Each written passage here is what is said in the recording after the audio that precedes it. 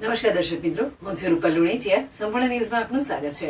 લોકોમાં મતદાન અંગે જાગૃતિ આવે, પોતાના મતાધિકાર પ્રત્યે લોકો સજાગ બની વધુમાં વધુ લોકો લોકશાહીના મહાપર્વ ચૂંટણીમાં સહભાગી બની લોકશાહીને મજબૂત બનાવવામાં પોતાનું યોગદાન આપી શકે તે હેતુસર મતદાન જાગૃતિના વિવિધ કાર્યક્રમો યોજવામાં આવી રહ્યા છે. જે અંતર્ગત પાલનપુર તાલુકાના ચડોદર ખાતે શાળાના શિક્ષક, બીએલઓ અને સ્કાઉટર હેમાભાઈ પરમારના માર્ગદર્શનમાં પ્રાથમિક શાળામાં અભ્યાસ કરતા સ્કાઉટ ગાઈડના બાળકો દ્વારા ગામમાં મતદાન જાગૃતિ અભિયાન અંતર્ગત બેન્ડ સાથે રેલી કાઢી 100% મતદાન કરવા મતદારોને પ્રેરિત કરવામાં આવ્યા હતા.